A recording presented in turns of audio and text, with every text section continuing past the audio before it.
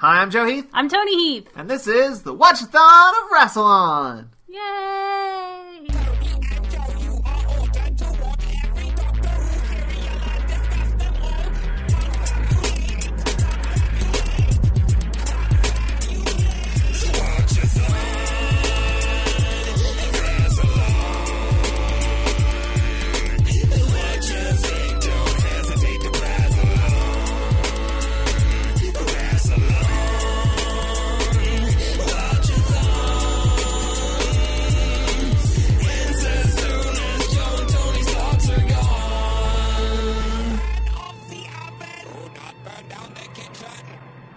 Today we'll be talking about the season 3 finale, The War Machines, which consists of 4 episodes that are untitled. I'm still sad about that. That aired from June 25th, 1966 to July 16th, 1966. And that was Joe Facts! It was kind of a Joe fact. Yeah, it's not as fun anymore without the episode titles. You guys, every single time we would watch a new episode, he would sigh when it just said, like, episode 3. When there wasn't an episode title, he would go, it's not the same. And it won't be the same for 23 more seasons until you get to the Eccleston stuff. And that's a Ben fact. Yeah, and that surprising voice was Mr. Ben Paddon. Hello, I'm alive. Welcome back, sir. Thank you for having me back. I'm glad to be here. I'm glad to be welcome back to a podcast that doesn't happen very often. So I appreciate you guys having me back and letting me ramble. No problem. I think we're going to have you back in like 2 episodes as well, because you wanted that Cyberman episode. I did. Tomb of the Cybermen, I guess is the 10th Planet. I skipped a bunch of stories there. Just like, we don't need to see the regeneration. Let's jump straight into Tomb. No, yeah, 10th Planet, which is of particular interest to me because I only saw it for the first time last year on account of the fact that it has missing episodes. So you don't watch the missing episode ones, or? My philosophy is if it's missing, I'm not seeing a complete whole. I would rather see a complete story as complete as is possible, and if that means, a telesnap reconstruction, which I'm less keen on, or an animated reconstruction, which, usually they're pretty good. Like the animated reconstruction for The Invasion was really good. The reconstruction for the 10th Planet I thought was quite good. I would rather do that rather than, watch episode 3 of a 6-part serial where the other 5 episodes are missing, and then just look up the rest on the TARDIS data core. Like, no, that's not as enjoyable an experience for me. Plus, when these episodes get rediscovered, as has happened recently with The Enemy of the World and The Web of Fear, it's like getting brand new old Doctor Who, which I think is the greatest gift a person can receive. It's like Christmas. That is true. When people discover it, you're like, Whereas we'll be like, we kind of saw that. Sort of. We heard it. You heard bits of it, yeah. I'm all about waiting to see if they get and if they don't ever get rediscovered, and I don't get to see Marco Polo in its entirety, then I'll kill myself. I mean, really, you're probably not missing much. I liked Marco Polo. I liked it, but Tagana. Gesundheit. I know you really love Tagana. I have a slight crush on Tagana, the villain of that particular serial. How many crushes have you had during your classic Doctor Who run so far? Be honest. Be absolutely honest. I want to say at least 2. Okay, that's a lie, because this story here is The War Machines. This is story number 27. So you've had at least 27 crushes. That is a fact, because there is always someone in a Doctor Who serial who makes you think, oh. But there could be overlap, like a companion. So right, yes. Over multiple for like series. Most so of Ian's run, it was Ian. Well, Ian's your crush. Okay, I do. I have a crush on Ian. Mine's Steven. So. Wait, no, but I have that one too, and also Dodo. You like all the companions, really? I do. Well, if you like Dodo, then I've got some bad news, because The War Machines is her last serial. I don't want to talk about it. I'm really mad. Which is unfortunate, because that's what we're doing here. You're mad that she left the show 50 years ago. Yeah. That's your emotional state right now. Like 50 years ago she left the show, and now you're upset about it. Well, for Toni, it's a much more recent development. But it just happened to me. I experience all of my emotions 110%. But half a century late. Well, I mean, it's like, if you saw, like, a really sad movie for the first time that came out 50 years ago, you're sad now after having watched it. You're not like, oh, well, that was 50 years ago. Yeah, that's fair. I don't know. I mean, I grew up watching a lot of this stuff as a kid because my dad was like, he was born on January 11th, 1964. So he was born during, I want to say, the third serial. I think he was born either during Marco Polo or just in time for the tail end of the Daleks. So my dad's been a lifelong Doctor Who fan. So when I was a kid, we'd buy the VHSs. He'd buy the VHSs, and then we'd sit down and watch them. I wore out Robot, which is Tom Baker's first story. I wore that tape out. That was done. Yeah, we don't have that. Yeah. I've seen all of the first Doctor and a little bit of the second Doctor, but Tony's not seen any of it. It's kind of exciting, though, because everything that's happening in Classic Who is happening for the first time for me. It to be honest, is happening a little bit for me, too, because it's been so long since I went through the first time. I'm actually starting to get to the point where I'm, like, remembering things a little better because it hasn't been that long since I was at this point in my first go-through, if that makes sense. It does not, but I will nod and smile. But before we get too much into talking about the episode, I'd like to talk a little bit about Gallifrey 1 and your experience going there. I went to that very suddenly and unexpectedly. I was not planning on going. It was over the Valentine's Day weekend. A friend of mine who used to live down in Temecula here in Southern California and has since moved to Austin in Texas because they are a crazy person who hates their own life, sent me a text message on Wednesday as they were flying to Los Angeles and just said, "Hey, are you going to Gallifrey 1?" And I said, "No, I missed the boat for tickets this year."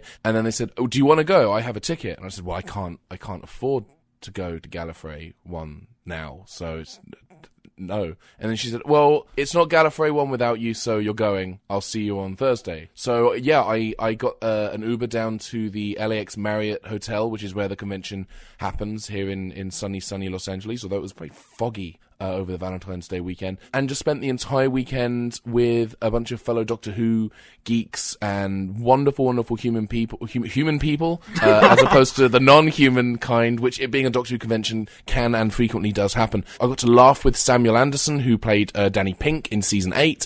I got to share a smile with John Hurt, the great Sir John Hurt, and I got to have a little bit of a cry with Claire Higgins, who played Ahila in Night of the Doctor, and more recently in Hellbent, which is a very, very emotional weekend. But it's a lot of fun. If you guys ever get the opportunity to come to LA for Gallifrey 1, I absolutely recommend it, because it is just one of the most edifying convention experiences that I have in my annual convention calendar. You're surrounded by people who are just as passionate about this daffy British science fiction series as you are. Everyone's friendly, everyone's welcoming. There's so many different levels of fandom. There's the people who grew up watching the classic series, and there's the people who just hopped on board with from the Eccleston stuff onwards. There's people who are just now getting into Doctor Who and, are experiencing Capaldi for the first time and going back and experiencing Eccleston and Tennant and Smith. There's this wonderful appetizer sampler of people. I was going to say smorgasbord, but that felt too cliche, so I went in a different direction with it. But I think you still get kind of the it's a spread of people. Definitely food. Yeah, there's food, definitely. I got invited onto a panel halfway through that panel because one of the panelists said, "I've got to go," and ran out the door. That panel was about the Doctor Who books, like the Virgin New Adventures and the BBC stuff and the more recent things and some of the non-fiction books. I think I knew slightly more than the panelists, which was odd. But I had a fantastic time at Gallifrey 1. It's easily my favourite convention of the entire year. I love it. You didn't get any actual information from that. All you heard was, it's a Doctor Who convention, there are people there, I had a good time. That's the cliff notes for the last 2.5 minutes of unfocused rambling that just came out of my mouth. And you were on a book panel. We got that. And I was on a book panel, yeah. And that you had various interactions with famous people. I did. I mean, the Claire Higgins thing was particularly emotional for me because if there's anyone listening to this who knows who I am and is familiar with my personal history, at the end of 2014, about a year and a half ago now, both of my parents passed away. My mother in England passed away, and then a month and a half later, my father here in the States, he also passed away. And that obviously kind of coloured the entirety of 2015 for me. And, parents, if they do their job correctly, they will do two things. They will raise you right, and then they will die. And that's something that I was always very aware of, but losing them so suddenly and so quickly, and they were both in their 50s as well, so it's not like they were ancient and decrepit, and that's not where they were in their chronology, but they had reached the end of it. So the suddenness and the tragedy of it kind of hung over my head like a damp cloth. But seeing Claire Higgins on screen as Ahila, she reminded me so much of my mother. And when I actually got to talk to her, which was actually right at the tail end of the convention, like literally 5 minutes after closing ceremonies, I just told her this because seeing her was such an emotional experience. And we talked a little bit, and I told her, what I'm doing in LA, and I talked to her a bit about my mum, and she just gave me this really big, loving hug that lasted what felt like 1,000 years. And I got to cry on her shoulder a little bit, and it was just really emotional for me. And you can edit this part out because it's just me being all gushy, and she was just such a wonderful, warm. And it was her first convention as well. She'd never done a convention at all before Gallifrey won this weekend. And she was in Hellraiser. Like, I'm amazed that she hasn't done like any of the MCM London Comic Con conventions or anything like that. So that for me was like a huge, huge emotional moment. So that's a little bit more personal than, I went to a convention, I had a good time, I like clipper ships. Like, that's, I gave you a little bit more depth. You can't see, but it looks like Toni is about to cry. No, it's just a very sweet story. Yeah. And I enjoyed it. I'm welling up now thinking about it, and it was just this beautiful moment. And I will treasure it always. Not expecting to go to Gallifrey at all, I went and I had what may be the most life-affirming, wonderful experience. Like last year, it was either last year or the year before, Katie Manning was there. Katie Manning played Jo Grant during the Jon Pertwee era. And she and I had a wonderful conversation about, pursuing your dreams and the rough and tumble world of trying to make it in the entertainment industry, because I'm a stand-up comedian, and when you're a stand-up comedian in LA, you perform a lot and earn very, very little. So it's obviously a kind of a tricky lifestyle. But every year I go, like, I have this life-affirming experience that kind of gets me through the next 12 months. This year really was it. For me, it was life-changing, and the wonderful Claire Higgins was a huge part of that. And she's probably never going to hear this, but I'll get to thank her at some point in person in the future. And I got to thank her at the time as well. But see, now I'm just rambling. This is just rambling. Why are we doing this? Because it's great. Because because neither one of us wants to interrupt you. No, it's you guys need to. If you guys, and I'm saying this with absolute honesty and earnesty and another Stee, or whatever Stees you want, I'm going to throw it in there. You guys have to come to Gallifrey 1 next year. You have to do it. Do a live show. Submit yourself for a panel. Do a live Watch-A-Thon of Rassilon. That would be so much fun. Yeah. We'll share a hotel room. We'll get Ray there. Ray and Michelle can come. They can put the baby somewhere. They can hang it on a wall for like 3-4 days. Come and be Gallifrey people. I'm down for that. We just have to acquire some money, I think. It's doable. Yeah, it's doable. Just do it. If nothing else, it'd be great. It'd be great to see you again, Joseph. And I don't think I've ever actually, Toni, been in the same room as you. No. Not in real meat space. Yeah, that's something we can do. And if you guys need recording equipment to record the podcast on location, I can definitely hook you guys up with that. I mean, I'm sold. Yeah, I'm down for it. Yeah. Just do it. Oh my God. And the... pardon me, that you can definitely keep in. Do not edit that out, or I will sue. So they do a masquerade called the Masquerade of Mandragora, which is basically the Oscars of the Doctor Who Cosplay Awards every year, and it is a phenomenal event. So the costumes were fantastic. A friend of mine, who by the way literally goes by the name of Troll, she did a gorgeous Miss Frizzle as a Time Lady costume. What? That was absolutely stunning, and she did the headdress, and she had fabric that was very Miss Frizzle-esque on it, with like galaxies and stars and stuff, and she won best crossover. But the costumes were absolutely phenomenal. I know in a previous year someone did a 10th Planet era Cyberman with the sock on the head and the mining light and tubes attached to the side of the head. Vintage Cybermen. We'll try to get Toni a Robo Patrol from the Dalek Invasion of I want Earth. those Yes! I want that, and I want to be an Optera. Yes, an So Optera bad. as well. From the Web Planet, yeah. Do it.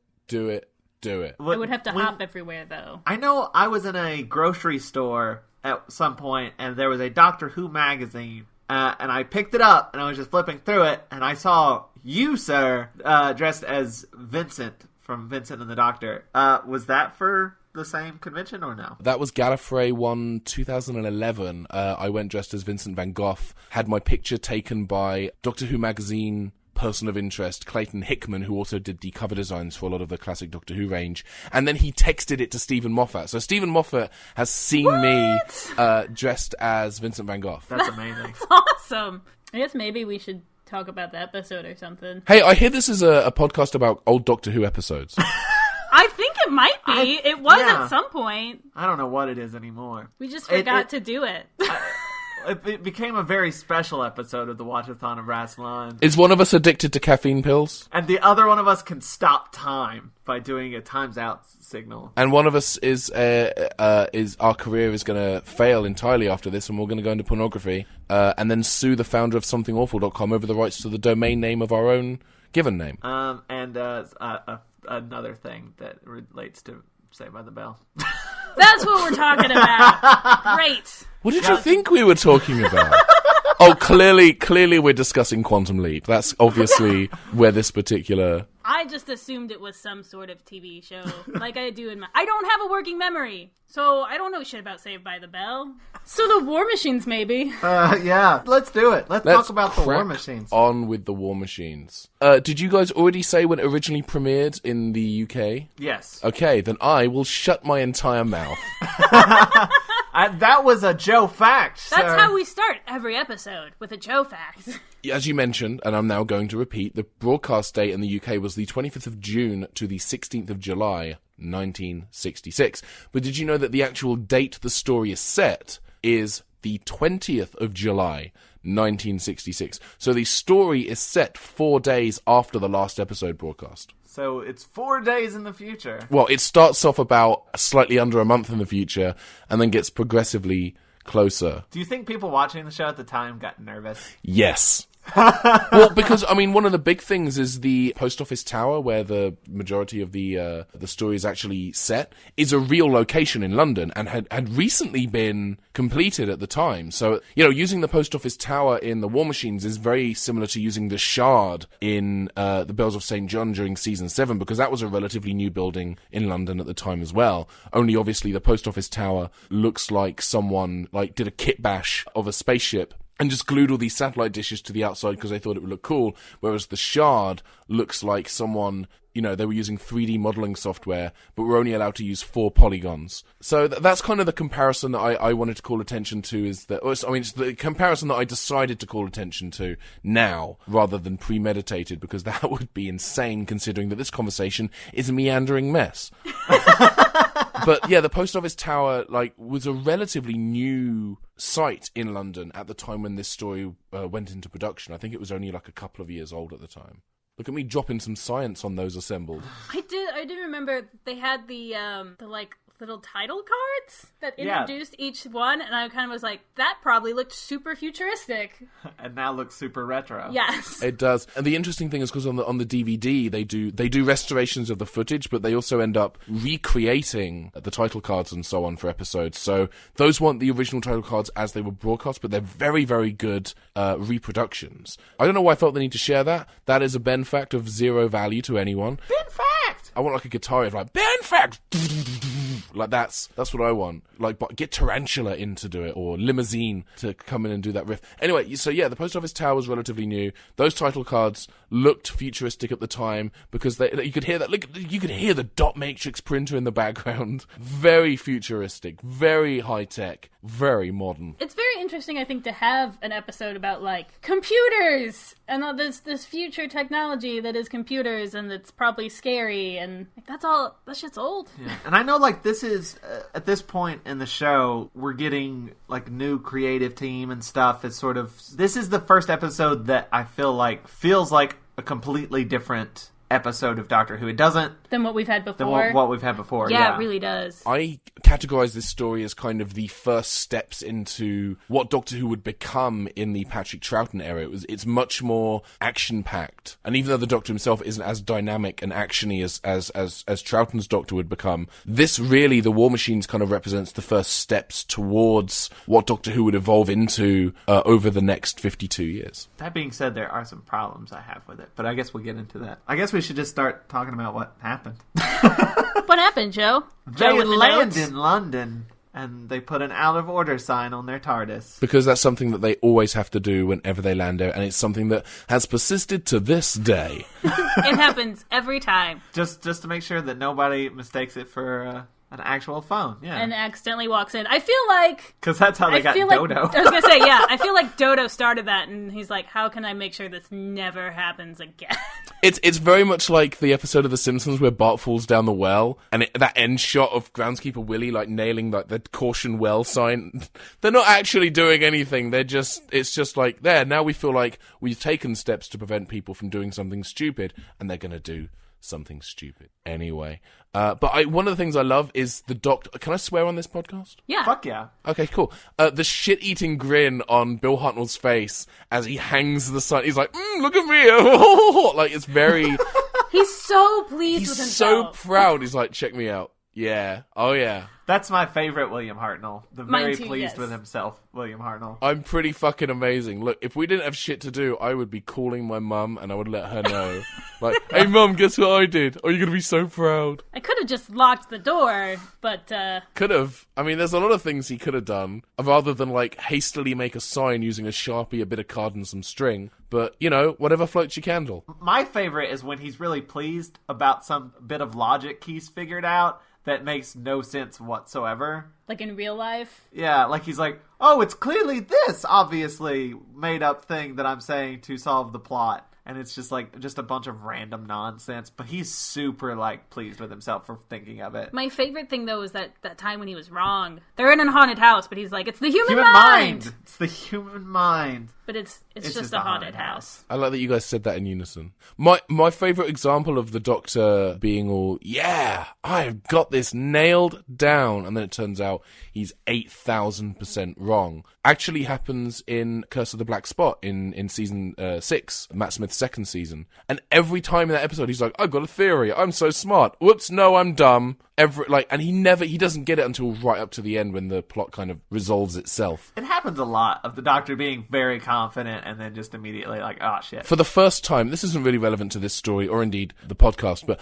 I was watching... Why start now? Yeah, why not? Why start now? I watched Dragonfire. I watched the first episode of Dragonfire for the first time today. And I love Sylvester McCoy's era of Doctor Who. His first season is full of clunkers, and I thought, you know what? This is the only one of his first season I haven't seen. I'm just going to sit down and watch it. The cliffhanger for the end of episode 1 is the single worst cliffhanger. Is it the literal cliffhanger? It's the literal cliffhanger. With the umbrella? With the umbrella. But here's the thing. I've heard people talk about how dumb that cliffhanger is. I've seen clips of it, but it's not until you're watching it in context that you realise just, like, there's a third Doctor cliffhanger where the cliffhanger is stand back, and then the cliffhanger is, oh no, a flaw, and then it cuts to the end titles. Like, there's no context for it. This makes even less sense than that. Because what's happening is, the Doctor is on this planet looking for a dragon. Because why wouldn't you? And then he sees a railing over a cliff face. And you know what his first thing is? His first thought is, I'm going to climb over that.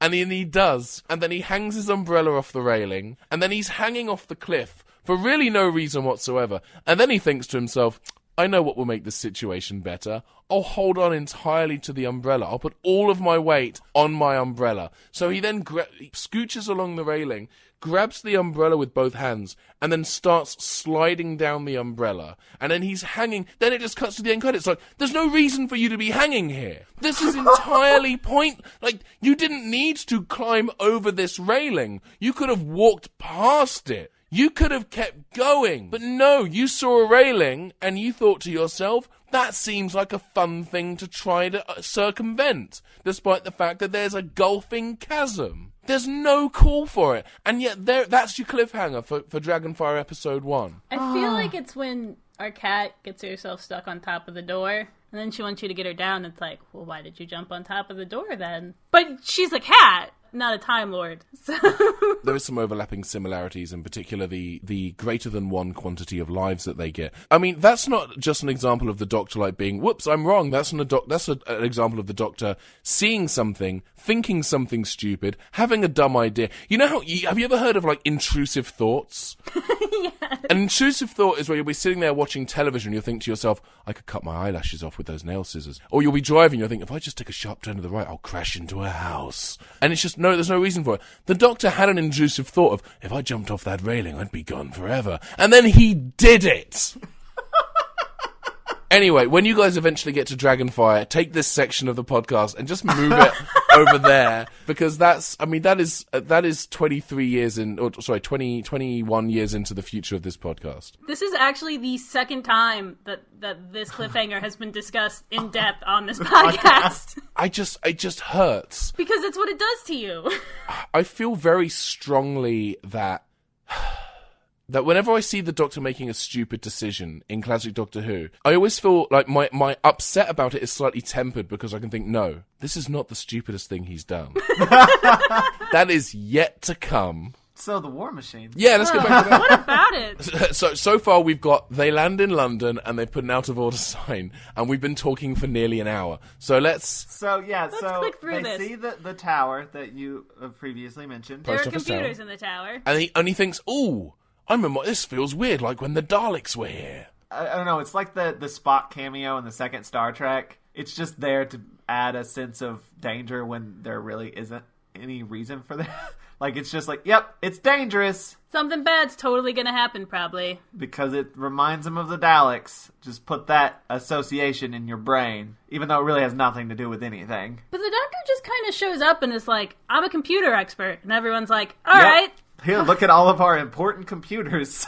Sure, why not? And at this point, I don't think he doesn't have the psychic paper at this point. He just showed up and was like, I'm a computer expert. I'm here to be an expert about these computers. And everyone's like, all right. I think canonically the first use of the psychic paper actually goes to the 8th Doctor in one of the comics, but now I want to look it up, because I think that is something that he could have used during his first incarnation, but he did not. Oh no, the 2nd Doctor used psychic paper, according to this. Yeah, according to the TARDIS data core, there is a 2nd Doctor story called World Game, which I believe was written by Terence Dix, actually. When was that published? 2005. It was actually published in October 2005. So chronologically, that book was published after the revived series started.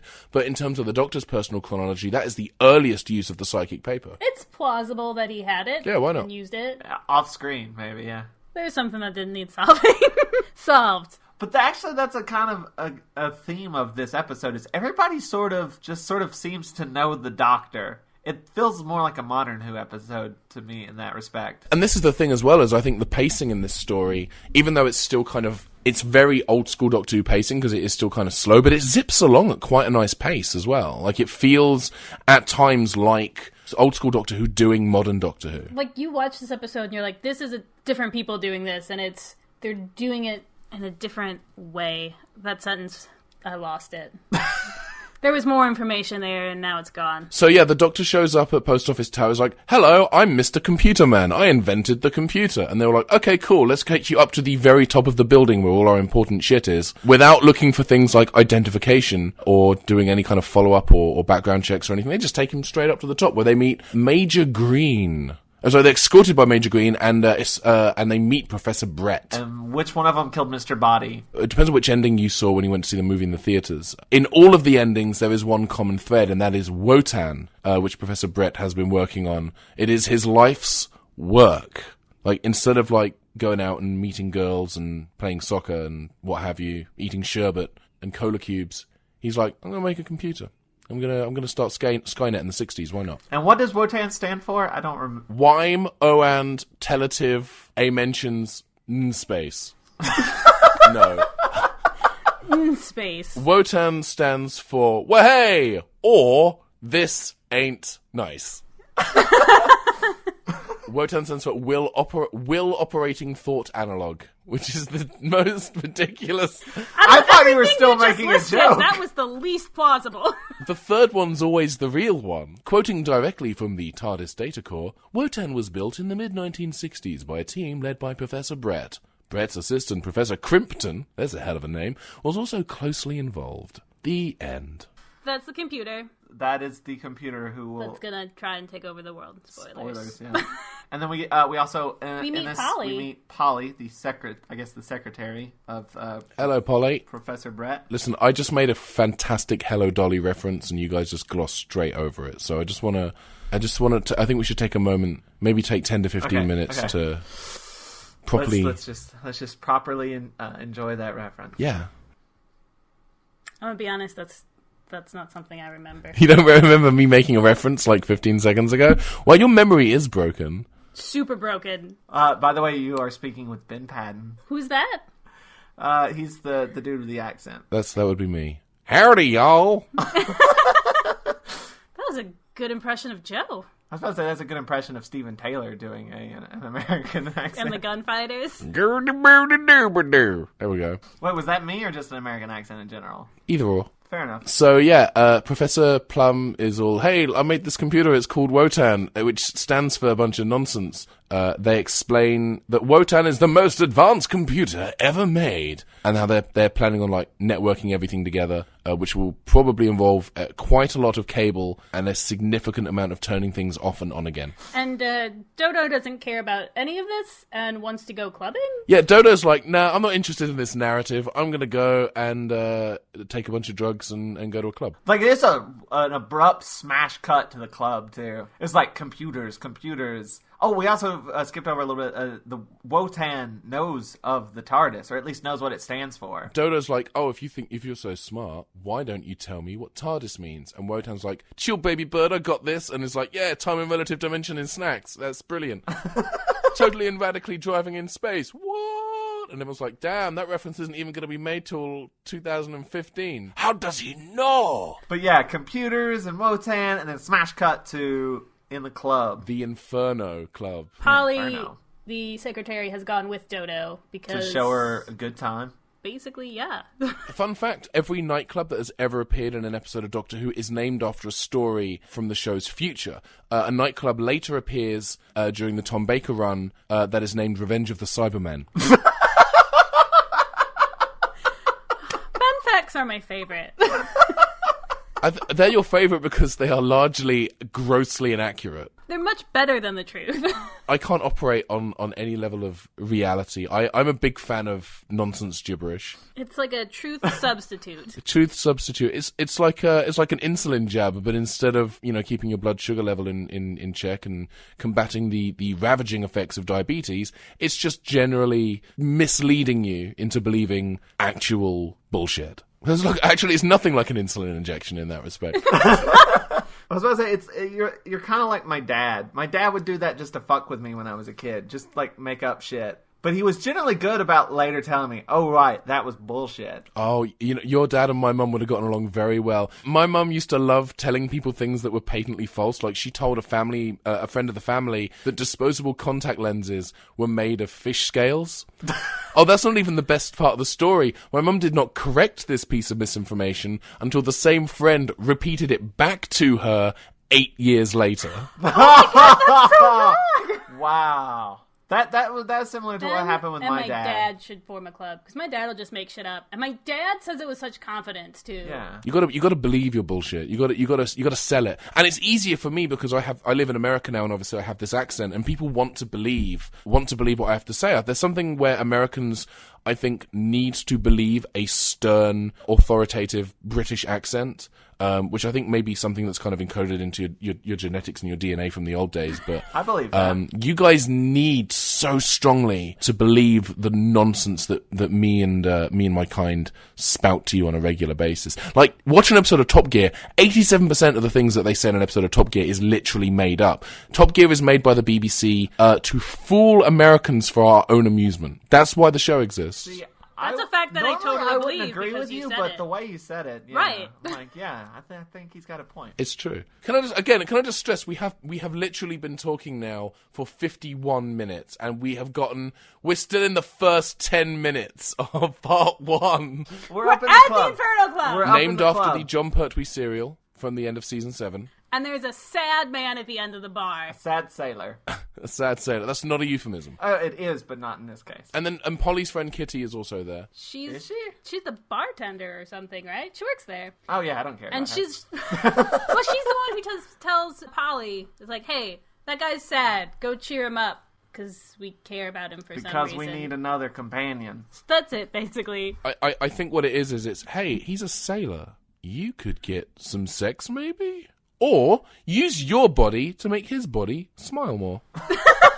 I think that's... I really do think that's the implication. It's the 60s, though, in a nightclub. Come on. Read between the lines. The lines in this instance being cocaine. So she's like, so I heard you like semen, right? No. It's just too on the nose. Semen on the nose? I went to a fancy dress party once and my friend Chris came and he showed up. He was just wearing a condom on his face and someone said, "Who are you?" And he said, "Fuck nose." I don't know whether to believe that or not now because of his accent. Kitty tells Polly to go and have sex with that sailor. Yeah, and then they try and the sailor's like, meh. And then they're like, all right, screw it. Leave him alone. And that's literally the interaction. That's the entire interaction. He's too sad, so we're gonna leave him alone. Someone named Flash comes and like, "Hey, I'm Flash. Hi, how are you today? I'm gonna harass the shit out of you." And then that's when the sailor jumps into action. He's like, "You can't do that. I don't care if your name is Lord Flashheart," as played by Rick Mayall in the hit series Blackadder. And then it's like, and there's a minor fight. Very briefly, happens very, very quickly, and then Dodo says, "Thank you," and then the sailor says, "No problem. By the way, my name is Ben Jackson," except he doesn't sound like that. He sounds like, "Oh, no problem. My name, do Ben Jackson." He sounds like Dick Van Dyke. I'm just gonna go ahead and say right now, I've seen quite a bit of Ben and Polly. I don't particularly care for them very much. Well, the good news is they won't be around for long-ish. I liked Polly in this right. episode. That's all I have to judge her by. Ben just seems like a really poor Steven substitute. He's like Steven without a personality. So Steven, then. I like Steven. I like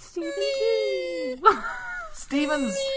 Steven's adorable. So's your face. Oh, Sonia, baby. Sorry. Aw, he said my face is adorable. It is. Aw. But yeah, I don't know. Just Ben, he just seems like not a character. He just does not have anything going. Well, he doesn't for even him. have a reason to be continue there. to be in the story. Like he's just sort of there, and he's just like, I'm just some guy that these people met in a bar, but I'm really invested in what's happening in their lives because I don't have anything better to do right now. So there's a press conference happening about Wotan. The Royal Scientific Club. The Royal Scientific Club held a press conference about Wotan. A number of questions from reporters. Sir Charles Summer, head of the Royal Scientific Club, tells those who gathered that Wotan actually thinks and has no political allegiances. Toni was very confused because she's like, that computer looks smaller, but it was a mod. No, what I said was, is that supposed to look that small?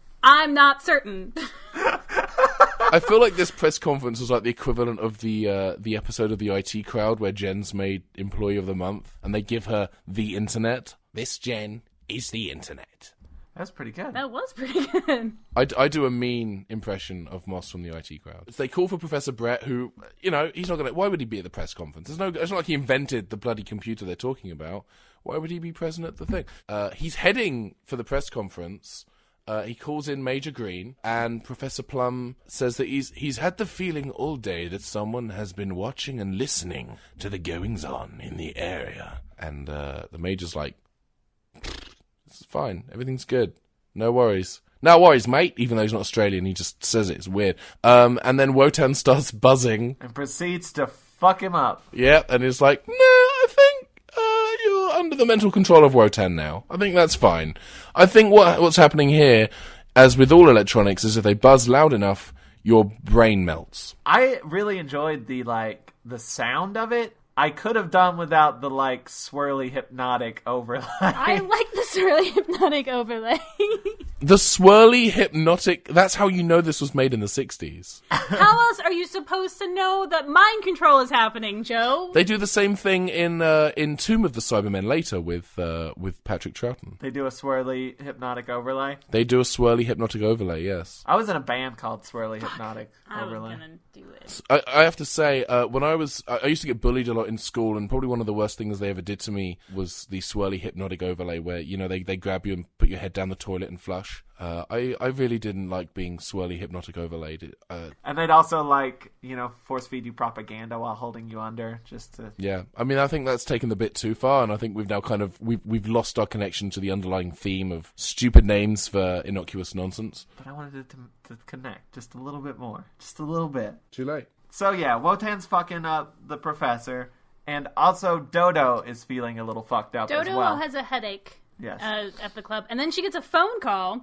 They're back at the club with it's Dodo and Polly and Ben and 50 Cent is there singing that one song that he does. Dodo gets a headache, and then she says, "No, actually, I'm fine." And then like her face is all, bleh. Yeah, she's got a headache, and then she goes, her face is like, "Or did I?" We're meant to imply that something sinister is afoot. The professor goes to the like Royal Scientific Club. There's two clubs here. There's the club and then the scientific club. Right, not to be confused with each other. Yes. The club is called Inferno, and the scientific club is called Destiny of the Daleks. Just to differentiate them. Sorry, no, my apologies. The scientific let's not mislead the audience. The scientific club is of course called the Armageddon Factor.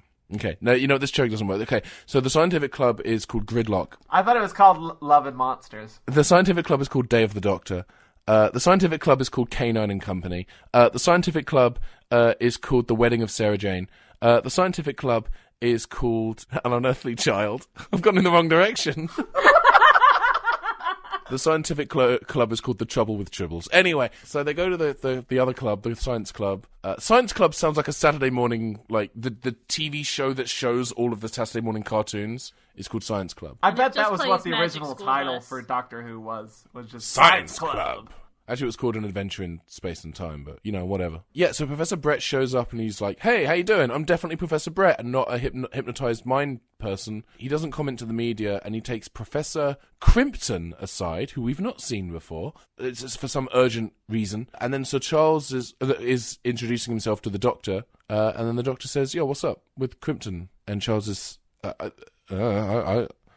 Crimpton is, quote, "their foremost electronic expert," and thinks that there's something wrong with Wotan. There is, so you're not wrong there. Because Wotan's hypnotizing everything. And the Doctor's like, is this the part where he goes, I wonder, while tapping his tooth. But, yeah. Dodo gets a phone call, and on the phone call, it's the machine, Wotan, has called her and is, like, hypnotizing her through the phone. So this thing's got powers. It's got mad skills. She picks up the phone and hears... like 90s dial-up modem. So it's just the sound that causes the hypnotization? Because... And the swirly, the overlay. Was there a swirly hypnotic overlay over her on that I one? think so. I don't remember. It does sound remarkably like that.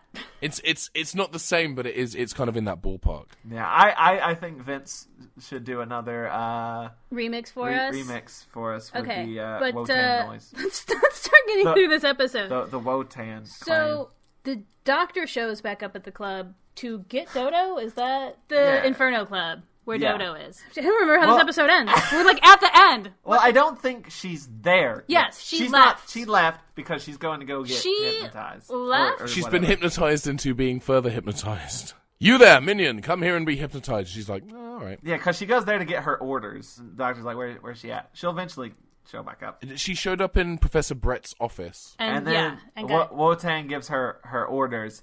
And the most infuriating fucking thing in this serial, Wotan says, "Doctor Who is required." It's actually like 4 times slower than that. I sped it up a bit. Doctor Who is not his actual name. It's just the name of the show. That's what he should have said. Yeah. He says it though like 4 different times, I feel like. Like it repeats. And then somebody it's else... the end of this episode, it's the beginning of the next episode, and it happens later on. And Professor Brett also calls him Doctor Who at some point. But that could be getting mixed messages from Wotan. Because I theorize... Oh my gosh, she spent so long. I theorize that he's not saying Doctor Who is required. It's Doctor Who is required. Yes. Well, that's stupid. It's stupid, but I am willing to go with Does it. it let you sleep at night? Yeah. And also, we were saying it's slower, but it's also covered up with, like, the machine noise, so it's also difficult to discern what he is saying. I mean, let's just chalk it up to the fact that sometimes when production... Like, there's a Third Doctor story that is literally called Doctor Who and the Silurians. And we have to just... No, I know that hurts to hear, but sometimes we just have to accept that these things get through the production process. That's life. You just deal with it. You carry on. KBO. Nope. You've got to move on. Can't do it. I still think it's Doctor Who is required. Well, that doesn't... But within the context and syntax, that doesn't make any goddamn sense. He is the Doctor Who is required. It's taken us an hour to get through episode 1. That's the end of episode 1, though. We finished a whole fucking episode. We're now into episode 2. Great, there are 4 of them, so 4 hours later... Yeah. We'll be done. We'll be able to get through these a little quicker because, like, it starts to be not much happens. Yeah. I feel like that's a frequent, like, theme of, like, yeah, this is 4 episodes, but, like, this whole episode could just not exist. So, yeah, let's skip to episode 3. No, we should probably talk about episode 2. So, they're going to use Dodo to get the Doctor. And they're going to make mobile machines that are connected to Wotan. Which is which great. are the War Machines, the title of the... They're big, serial. giant, ugly robots, and I love them with all my heart. The thing I love about the War Machines is they're very clearly another attempt by the BBC to be like, well, the Daleks were big. Let's do something that isn't owned by Terry Nation. It's Dalek-esque. And that's one of the reasons why the First Doctor goes, oh, this reminds me when the Daleks, because it's clearly what they're trying to do is set up for the audience that these are like the Daleks, right? Buy our toys. Well, at the time, it wasn't so much buy our toys as it was, please don't give us a reason I need to license the Daleks from Terry Nation anymore. They do look like a photocopier gained sentience and wants to destroy mankind. They look like giant battle bots. They look more like printers to me, just angry office printers. Yeah, they're like very big, angry office printers. They just have like a mallet on it. Those are the War Machines. And they really hate crates. There's like a whole fucking thing of they're testing them out to like see if they work and stuff, and it's just them destroying crates for a whole montage. Yeah, and like anywhere it goes, there's always conveniently crates in its way. Hey, if you're good at something, you do that thing. They're going to build the War Machines in London. It's kind of these mobile computers. Green will determine the locations. I'm literally reading from the TARDIS data core here. And then Brett's going to oversee the construction. Crimpton will prepare their programming. And then Crimpton, again... separate from the computer, who can very clearly, we could excuse him saying Doctor Who as a syntax error. Crimpton says that they have to find Doctor Who. Like, he says it very clearly, very plainly. Just accept it. No, okay, because here's the thing. You're getting ready to fight. Here's the thing. Just accept it. Because here's the thing. Just accept it and let it go. Don't try to justify this. Oh Don't do it. No, Don't do it to yourself. The computer, Wotan says the Doctor Who is required. But he wouldn't... But the professor misheard it as Doctor Who. So there you go. It's all fine. Everything makes sense. No. This is Doctor Who. The thing you just said about everything making sense will never be true. No, I'm gonna make it. I'm gonna make it be true. Like that one guy who writes if this those is books. getting to you, Yeah. I don't know how you're going to deal with like all of Doctor Who.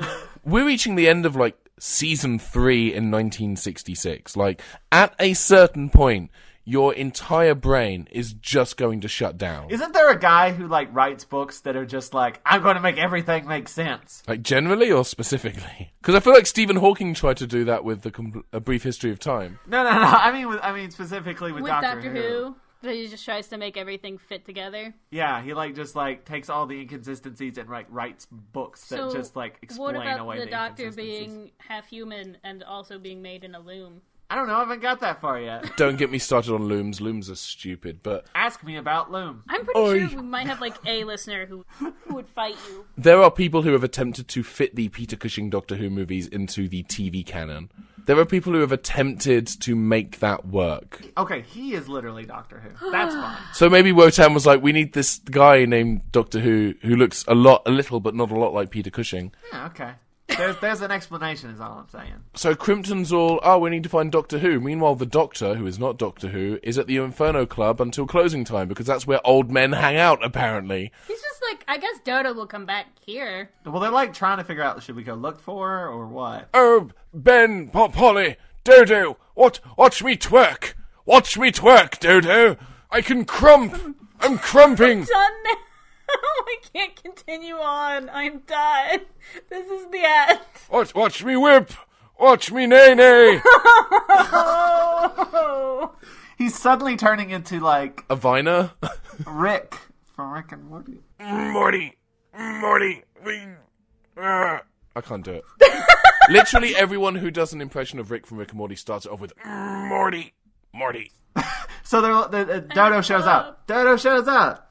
And just like, what's up? It was like, I have some friends came by who I know, and we went out, but I'm back now, so it's fine. Polly tags along to the Doctor and Dodo going to Sir Charles's house, which is where the Doctor's staying, because it's not like he lives in a goddamn spaceship that's big on the inside or anything like that. But there's like a very long There's scene an out of with order like... sign on the front, so he can't go back in. There's a very long scene of just unimportant like taxi business, where like Dodo's trying to get the Doctor to go one way, like, because she's trying to kidnap him. But there's all this, like, very long scene with the guy who drives the taxi. And it's like, why are we having this very long scene with, like, there's a guy coming out of the taxi, I think. And it's, like, just setting up this homeless guy that gets... That is also going to be in the taxi. Old man exposition, who lets everyone know where he's staying for the night, despite the fact 0 people are interested. Exactly. And it's just very awkward and, like... Yeah, he's like, yeah, I'm going to stay in an empty warehouse nearby, which, startling, is where Professor Brett is handing out blueprints for what will eventually become the War Machines. The homeless man is like, well, I'm gonna get some sleep tonight. He sets off an alarm, and then all of the labourers kind of go to find him, and then he gets surrounded and killed. Like, they just bludgeon him to death. Yeah, he gets super dead. That was his only role, to let people know that he got super dead. Hello, I'm going to stay at a nearby warehouse. Whoops, dead. That's his narrative arc. There's no growth. But also, Polly sets up a lunch date with Ben, despite him lacking a personality. Being a completely uninteresting human being. He's a blank slate. I should fuck it. He frequently calls her Duchess. Is that a thing, though? It seemed derogatory. I don't know. I didn't care for it. It's very sexist. It's super sexist. I don't like him. That just furthers my fuel for my fire of dislike. Yeah, so then the Doctor reads about the dead homeless guy. The very next morning, despite the fact the homeless man went to bed that night and was murdered that night, it's already in the paper. And also, why would you write about the murder of I feel like that that's is the not... only time that's ever made the paper. Yeah. The only time the murder of a homeless person makes it into the paper is when it's to further the narrative of a person who doesn't have to sleep in a tin can. That's the fact of it. But yeah, the Doctor's like, hey, look at this paper. And so Charles is like, meh. And like, they're all buddy-buddy now. Like, they've met once. But they're best friends. And then 2 of the people from Science Club, from Club The Talons of Wengxiang, quit the job. They're donezo and they've gone missing. They've absolutely vanished. And then Polly shows up and says that Major Green had called her and sent her to assist Sir Charles because Professor Plum didn't need her for the day. And I guess Sir Charles' secretary, who we haven't really seen much of at this point, is ill, which I guess means we don't want to pay this actress anymore. Or did we ever have an actress? I don't know. Anyway, here's a narrative reason for this character to be here. Right, I think they just needed Polly. We need peak Polly, so that the audience are used to her, so when she stows away on the TARDIS, we aren't shocked by her continued presence. Dodo is trying to get the Doctor to go to Wotan. Dr. Wotan Who? calls the Doctor, gives him a little ringy-dingy. And tries to kind of hypnotize him that way, but it doesn't work. Because he's a human from the future with one heart. Named Doctor Who. Named Dr. Whom is it? Dr. Stephen Whom. And Dodo's like really confused, like, why didn't that work? And then like the Doctor's like, you're being really weird. What's the deal here? Dodo thinks that the Doctor was successfully hypnotized and tries to give him instructions, and the Doctor's like, no. That's when the Doctor is all, hey, you need to stop being the dumbest person I've ever met. And Dodo's like, oh wait, no, I'm sorry, I was hypnotized the entire time. He deprograms her by like waving his ring in her face. It's a special ring. It's a push pop. Sorry, ring pop. I always get those 2 mixed up. And then she falls asleep, and he's like, she'll be fine. She needs to sleep for a couple of days. She needs to sleep fucking for a couple of days and then never come back. She never again. I don't understand. She just vanished. She's gone.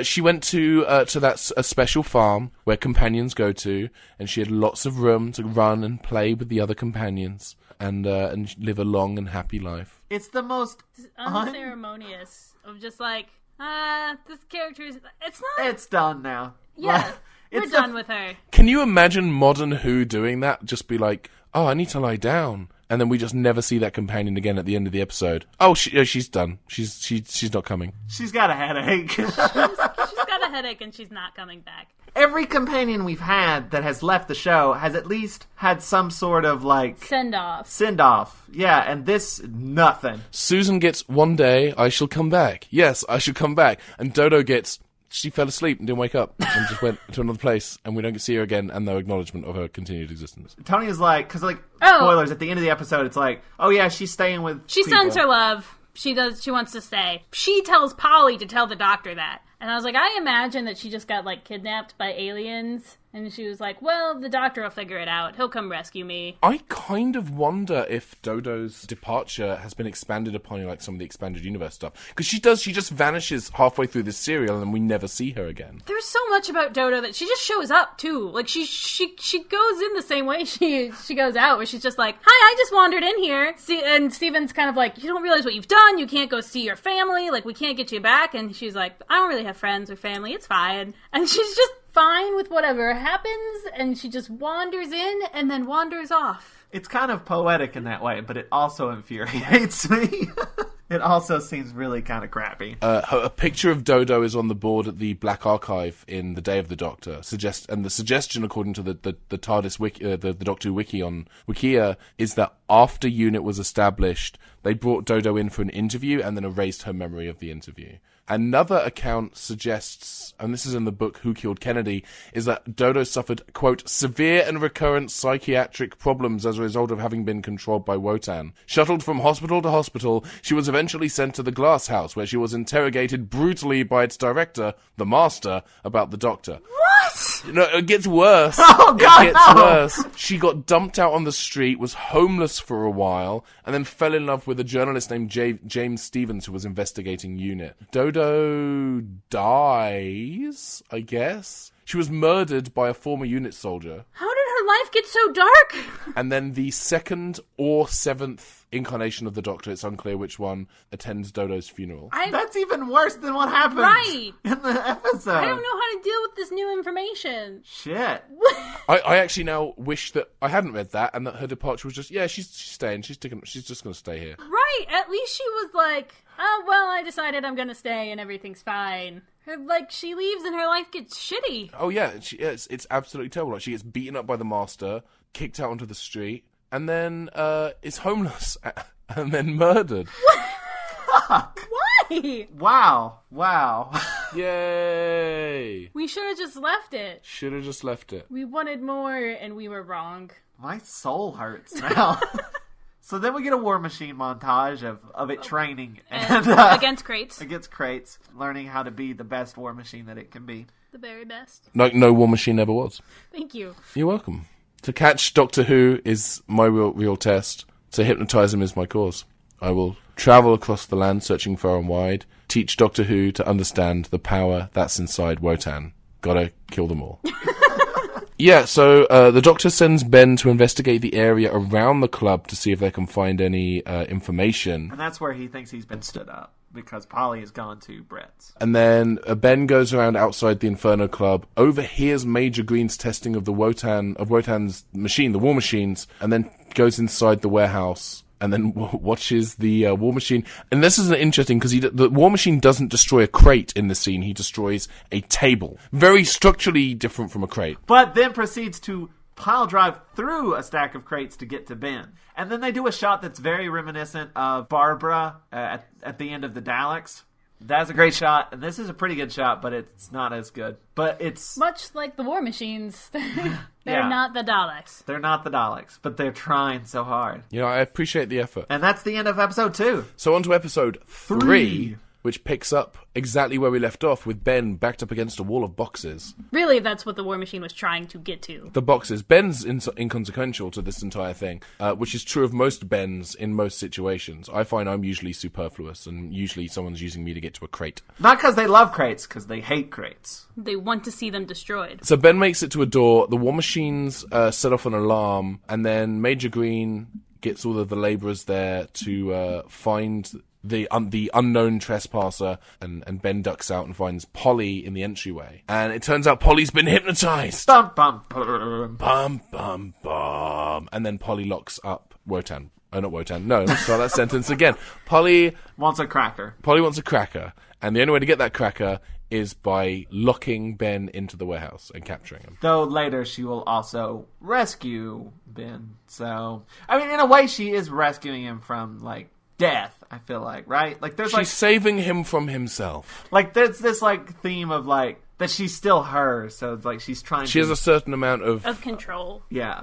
And she likes Ben for some reason. because she's a big old dummy dum dum. Because he called her a duchess, and Nothing's more romantic than that. Nothing's more romantic than patriarchal condescension. Or patriarchal condensation, which is also pretty hard. but yeah, they put Ben to work moving crates. They don't hypnotize him, though. No. They just leave him unhypnotized. And they're like, this'll go well. I don't think they realise that there's anything wrong with their poorly thought out, structurally unsound plan, because that's what Doctor Who villains are like in the 60s. They're very, we will take over the world. Why?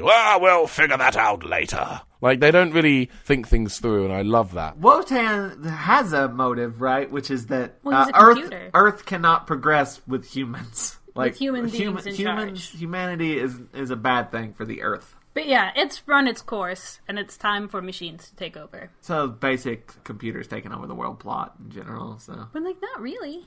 humans bad, computers good. That's generally how it goes. I just mean this is, like, a relatively early-ish rendition of that. Yeah, that's true. There's a lot of things I'm like, well, that's an old cliche. But then I'm like, well, this is old, so maybe it's not as cliche. How old is that cliche at this point? Yeah, how cliched is it at this point? Is this something innovative at the time? And here's the thing, this isn't even the most Skynet thing that Doctor Who's ever done. That actually comes much later, during the third Doctor's tenure, during the story Day of the Daleks. That whole story is the Terminator. It's that first Terminator movie, but with Daleks instead of Skynet. Not even kidding. And now I'm ready to get to that. Something for you to look forward to. 4 hours later, and just arbitrarily, the Doctor's like, I wonder if I should be worried about Ben.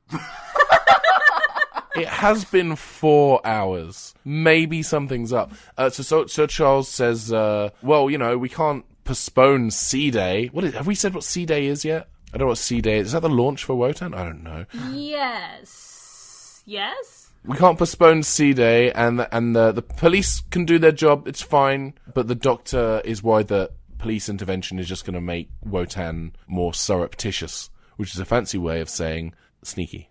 Kind of like how when you call out racists for being racist, they don't stop being racist, they just get more sly about their racism, but with a robot and a computer instead of racism. It's allegorical. Oh, and then we have a scene where I think there's like one of the dudes that they're like packing up crates and stuff at the warehouse. One of them gets tired, and so they're like, I gotta stop. And they're like, you can't stop. And I think they like kill him or something, and he just falls down to the ground. And then the war machine pushes his body away, but it's clearly just the actor rolling. Like,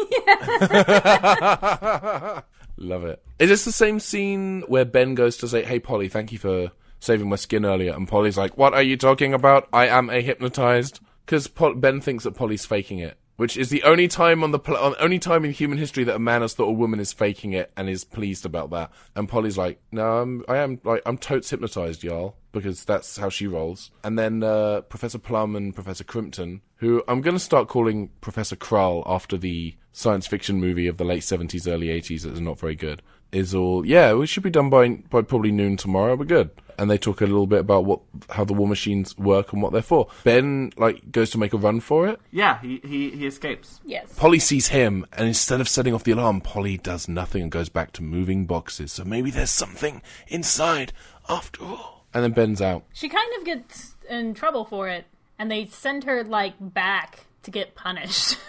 My note literally says, Polly in trouble with Disney, because that guy looks so much like Walt Disney. That's Major Green, yeah. He does have a certain, Tony Stark's dad look about him. Yeah.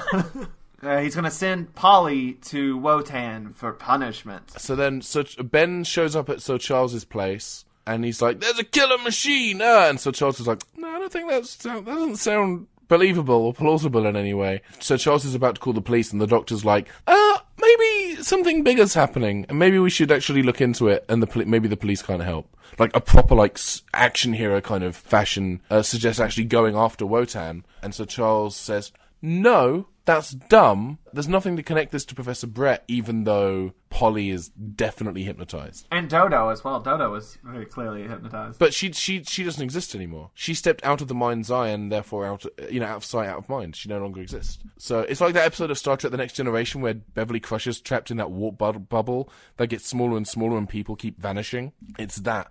Your next podcast should be the Star Trek Watch-A-Thon of Rassilon, just a heads up. It's a goal. It's a stretch goal for our Patreon. The Watch-A-Thon of Khan. I would call it Star Trek, the next Watch-A-Thon, but what do I know? So, the Doctor and Ben, who I just need to reiterate for listeners who are easily confused, that's not me. I wasn't in this serial. This serial aired 20 years before I was born. So, it's not me. So, the Doctor and Ben, knowing that they've upset Sir Charles, they're just like, okay, well, we'll just do our own thing. And so Charles, who had previously been like, I'm going to call the police, actually thinks, you know what? I'm going to call the Ministry of Defense instead.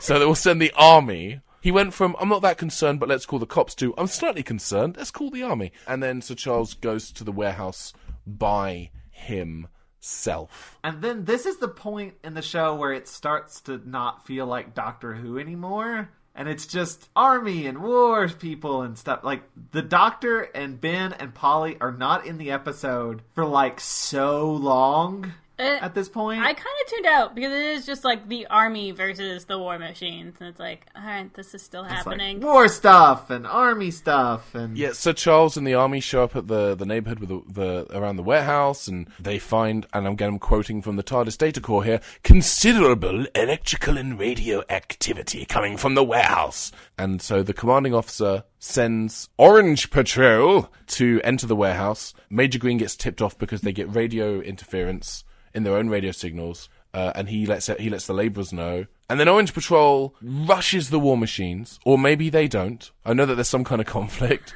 War stuff happens. War stuff. Orange Patrol are exiting the warehouse. They have to retreat, so they pull back. The weapons are useless against War Machine. That's how you know this is 60s sci-fi.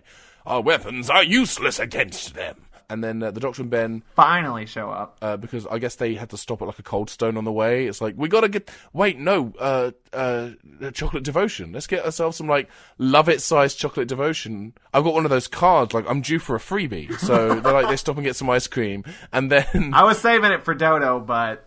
She doesn't exist anymore. So the Doctor shows up with, like, chocolate and like, little brownie pieces around his mouth and wipes it away. And they show up and ask Sir Charles, what's the dealio? And then Orange Patrol rushes around the corner, and the war machines are still chasing after them. The leader of Orange Patrol reports that the machine nearly wiped them out as it comes around the corner to interview. The war machines approach the Doctor in another shot that is very reminiscent of that first ever cliffhanger from the Daleks.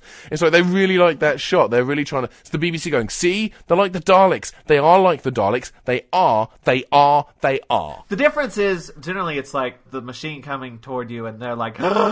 But this time it's everybody's running away, the machine's coming, but the Doctor, like, walks forward. Yeah, that was pretty cool. Oh, the Doctor looks so badass in that scene. He's got his hat on and he's got his hands on his jacket in that way that he does, where it looks like he's about to pull it off to reveal the Superman logo.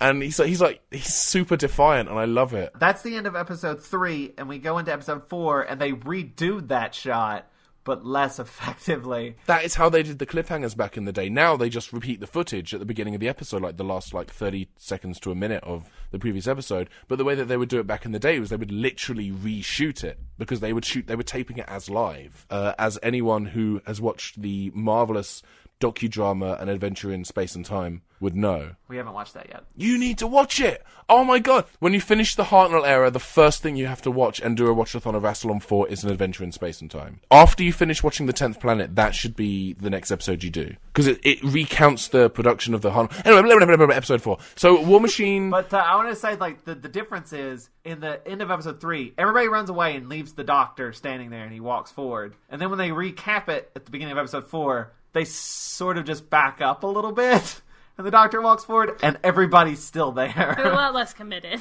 Yeah. They're like, oh, wait, we actually have to be in this episode. I mean, this is an early example of Doctor Who cheating the cliffhanger, where they would show the cliffhanger and make it very overt, like, this is a life and death scenario, this is it. and then when they would do the recap, they would change something. Like, I remember a cliffhanger, I think it's from The Deadly Assassin, where you see the Doctor in the Matrix, by the way, in the Gallifreyan Matrix on Gallifrey, on a minecart that crashes into a well, and then he falls down the well and dies. And then in the recap at the beginning of the following episode, he doesn't fall down the well. At all. It just doesn't happen.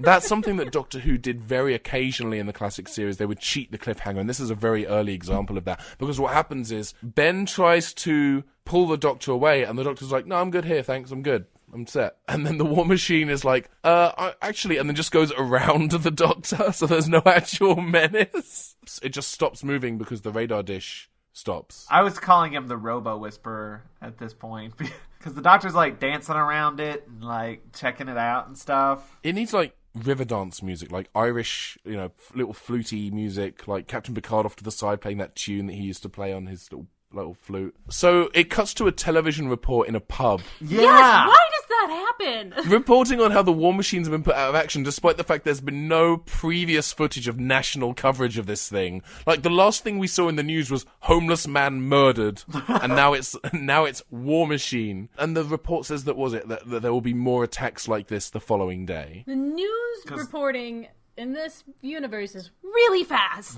It just goes. It's just straight up. I mean, this is pre-broadband, pre-iPhone footage, and they straight up have this information. I think Wotan is like leaking information, like WikiLeaks. Basically, there's a second location for the mobile War Machines, and that's about to go operational. There's a whole bunch of them, isn't there? Like, they're strategically placed. Yeah. A whole bunch of different War Machines. It's a very rare example of a setup from earlier in the episode paying off, because they do say, like Professor Plum does state earlier in the episode, we're going to set up several locations for this. This is the payoff for that. Like, even though that one warehouse may be out of commission, there are others. And then the Doctor decides to examine the War Machine. Ben's, like, super worried about finding Polly, and the Doctor's just like, I don't give a shit. Look at this giant machine. But also, Ben has, like, very little reason to be super worried about Polly. Except that he wants to get in her pants. Like, she's a human being, and you should be worried for other human beings. But, like, it's like there's a supposed relationship there, but that isn't really there. Established very well. It's like, you don't really know her, or even what's going on at all. I think You could just go home. So, the Doctor examined that one War Machine. And he dropped something that I didn't know what it was until the very end. What was it? It was the TARDIS key. Yeah, TARDIS key. Ben picks it up. And instead of giving it back to the Doctor, just goes away. As one does, yeah. So the Doctor, he's decoded the programming, determined that if it had been allowed to complete its test, which it had failed previously, but if it had been allowed to complete the test, it would have been nearly unstoppable. And then also decodes and determines that there's like 11 more units of the machine as opposed to UNIT, the United Nations Intelligence Task Force, which doesn't exist yet. There's 11 more war machines in like the 30-mile radius around London, and they're all going to begin an attack at noon. What they will attack is delightfully vague, but they will attack it. They're going to attack the shit out of it. Where are they going to attack? It's a crate. It's a crate factory. Must destroy all crates. Bullock & Sons Crate Manufacturing Incorporated, a division of Zaibatsu Pharmaceuticals. What do you think they deliver their crates in? Barrels. So, Professor Plum and everyone, they're testing the second war machine. They accidentally kill one of the people being testers. That he gets blasted by the war machine's weaponry. And then back at the tower, Professor Plum, or Professor Brett, I've lost track of who's who now, notices that contact with the second war machine has broken down, which suggests that the machine has gone rogue. And then Crimpton, who is also a professor, goes to correct the programming, which is obviously going to work out really well for everyone involved. And then I've got a note that says Disney gets unhypnotized. Yeah, Major Green was brought outside the warehouse, and that's when the Doctor's like, it's Disney, it's Walt Disney. Let me unhypnotize him. Because he doesn't recognize that when Major Green is talking to the Doctor, he doesn't recognize the Doctor and doesn't recognize the war machines. Eventually he's led away by the army for medical assistance. And then Sir Charles really, he's super intent on, raiding Post Office Tower and getting Professor Plum. But the Doctor's like, you can't do that's too aggressive. The strong arm methods are not super ideal, guys. Come on, think this through. The army minister, Minister of Defense, says, let's turn to this old man I've never seen before for more advice and suggestions. Everyone really trust the Doctor in the serial. Everyone's just like, yeah, whatever you say, computer expert. We'll trust you on how we should defend ourselves against killer robots. And then number 9 is online and on the streets. Number 9 is the... Oh, he kills that guy in the phone box. Yeah.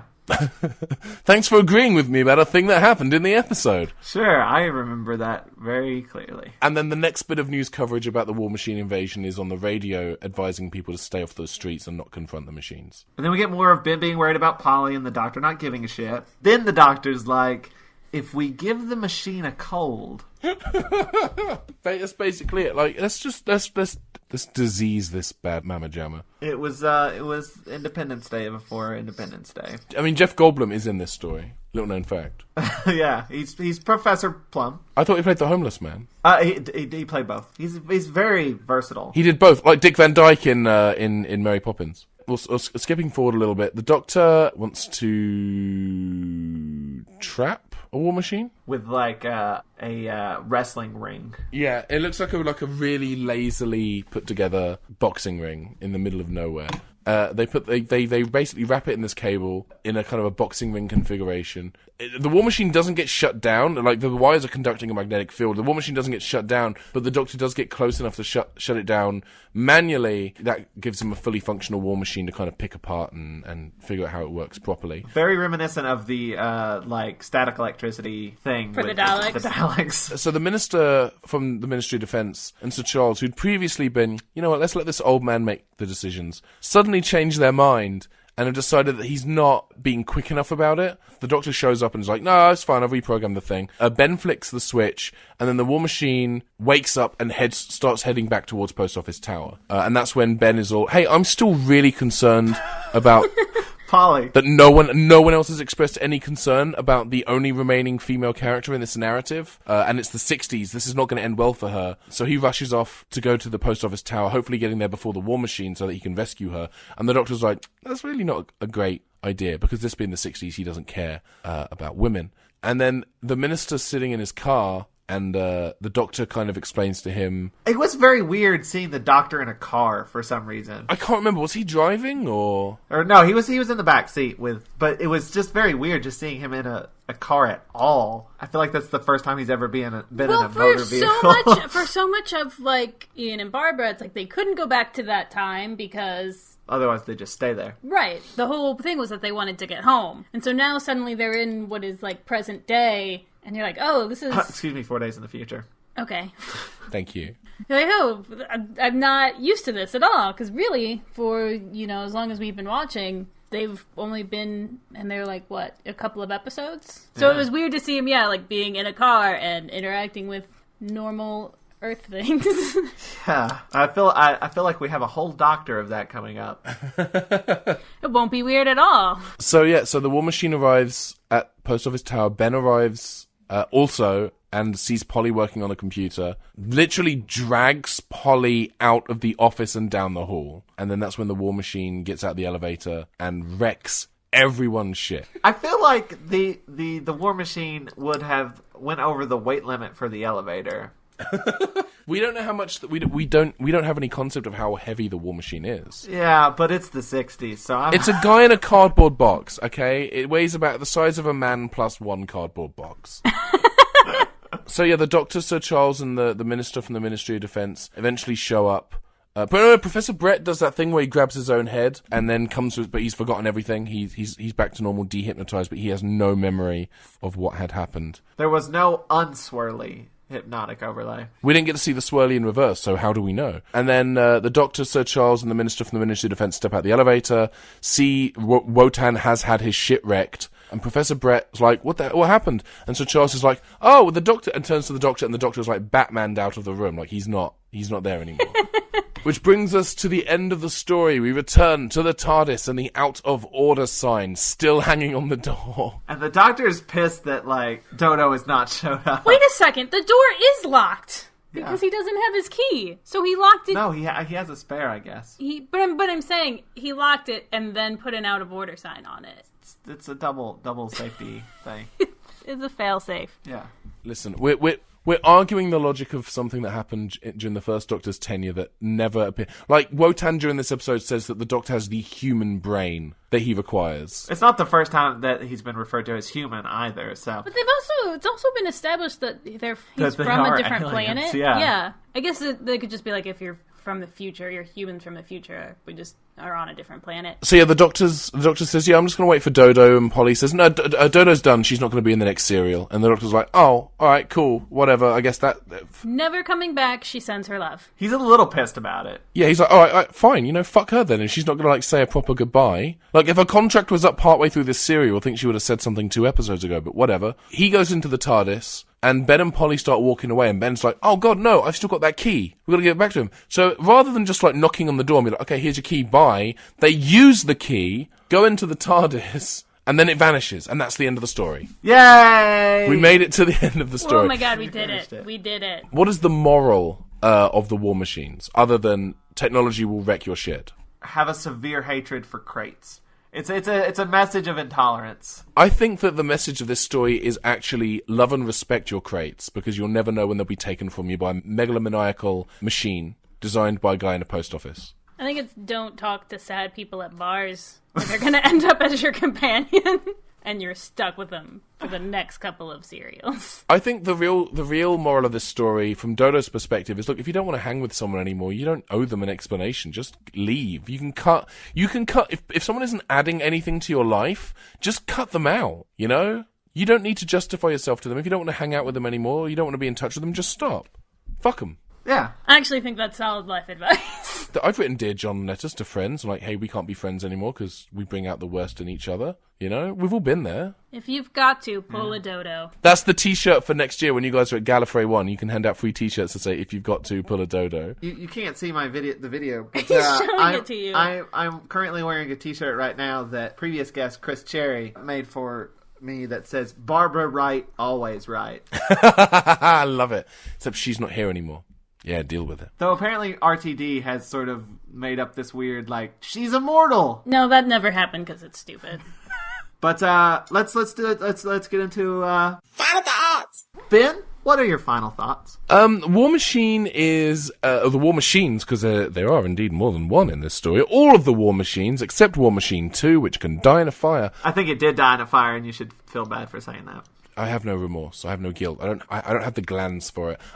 This has always been one of my favourite First Doctor stories. It's got wonderful pacing. The Doctor is ruthless in his decision to reprogram one of the War Machines to just basically destroy Wotan rather than try to reason with it, which is a little out of character.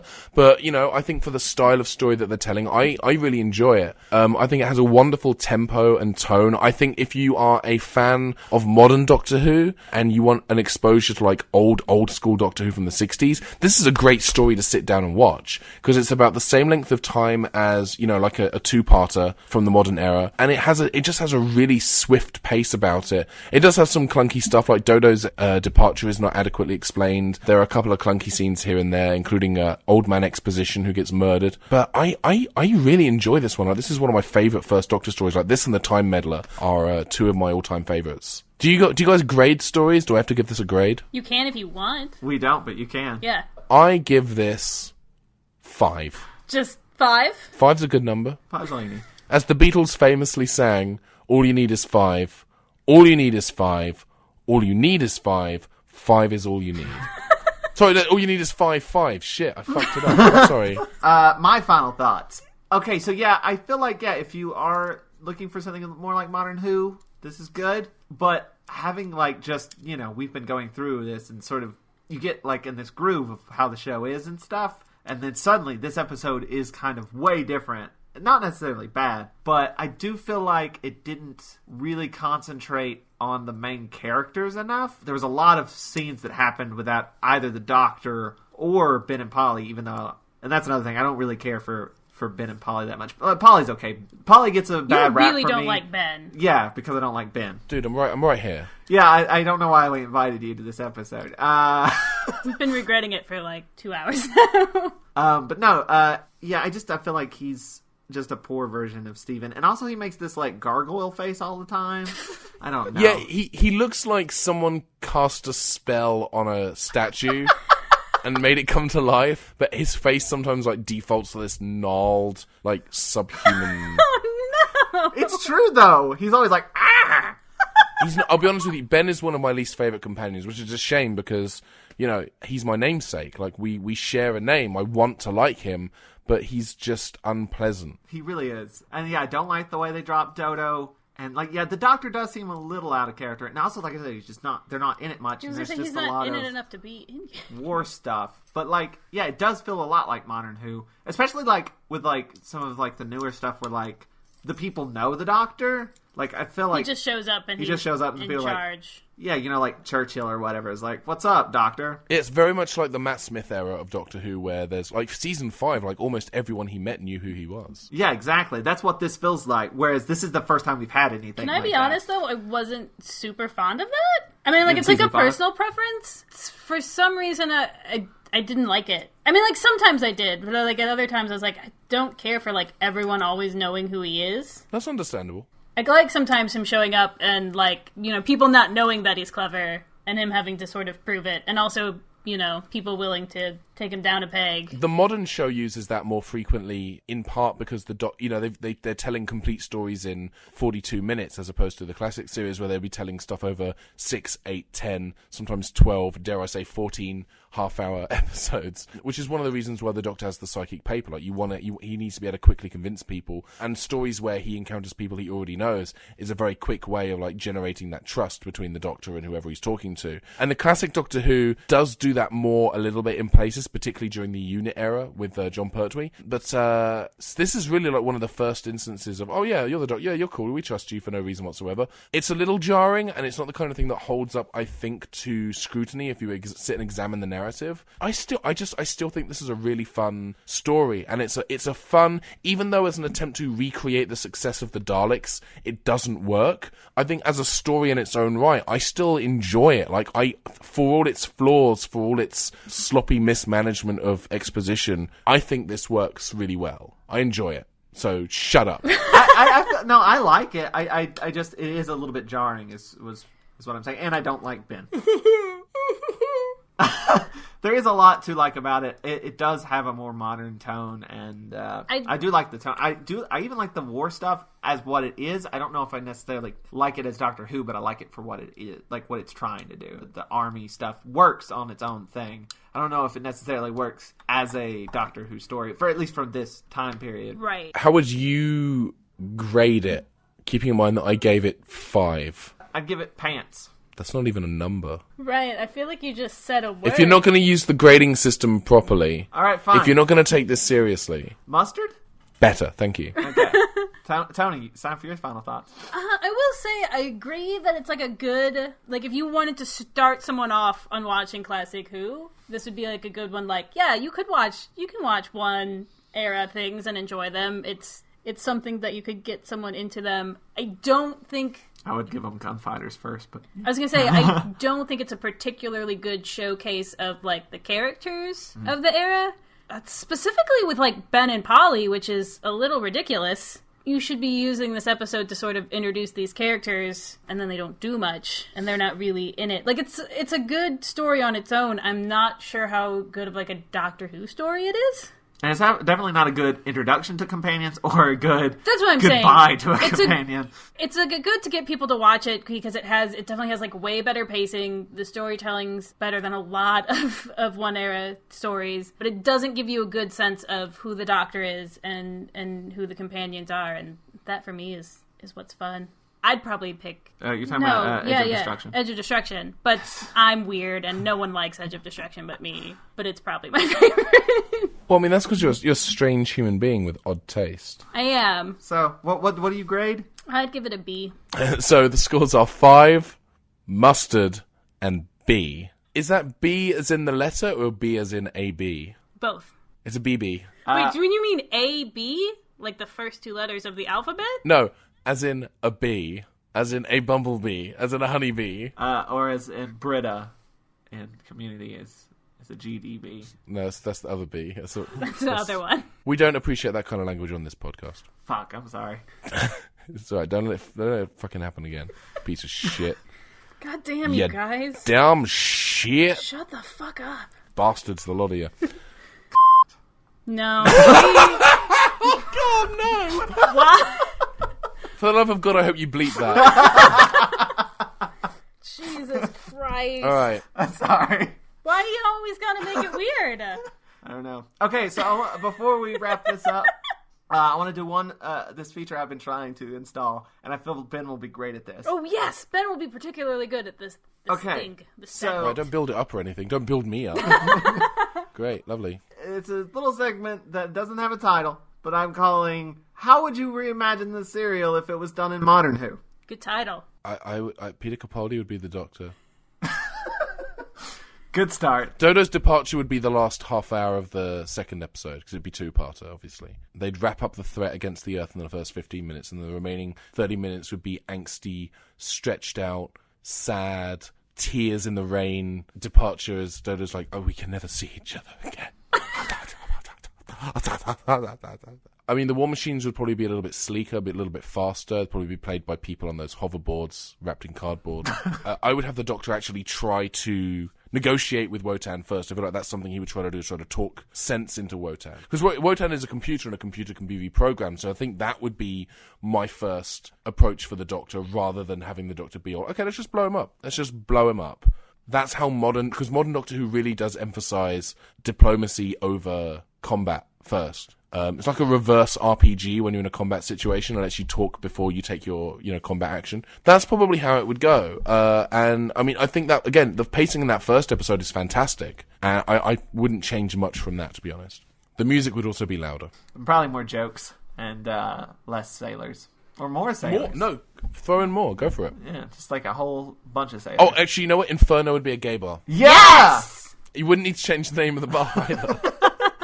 We did it. We did it. An We did another episode. episode. Yay. Ladies and gentlemen, thank you very much for listening to this particular episode of the Watch-A-Thon of Rassilon. I'd like to thank my guests, Joseph and Tony. Thanks for having us. No problem. Before we end, anything you want to plug? I want to plug myself. I'm a stand-up comedian. I'm a writer. I am about to start and I think I said this last time, a monthly sci-fi comedy audio play podcast that will be released for free, one episode a month. We did the first episode in September, and then that gas leak that's happening here in California affected my co-producer, so we had to put things on hold for a minute. But we will be starting up again in March, and that's called Jump Leads. You can find that at jump-leads. That's JUMP-LEADS.com. And you can find me online at benpaddon.net or on Twitter as @BenPaddon. PADDON. Yay. That was an episode. It was. I'm going to go away, and so should you. Listen to my brother and me. My brother and me. Listen to a good podcast is what I'm trying to tell you. Welcome to Night Vale. Oh. I'm not saying you guys suck. I'm not saying that this podcast is terrible, but I am saying that there are better podcasts. There's no better podcast with Ben Paddon on it. That's true. I have no ego about it either. If you do actually like our podcast, feel free to check us out at watch-a-rassilon.com. And you can support us on our Patreon at patreon.com/watchathon. And we also have a Amazon wish list if you want to sponsor an episode. If you don't like us, then you can go fuck yourself. And I'm thanks. just kidding. It's okay if you don't like us. She's not kidding. She's made people fuck themselves before, and she will make them do it again. We'll be back next time with the Smugglers, and that should have Jez Lehman's coming back. And then And then I'm coming back in 2 episodes? yeah, you'll be Yeah. back right after that with the 10th Planet. Nice. Maybe we'll have our shit together by then. Nah. Is required.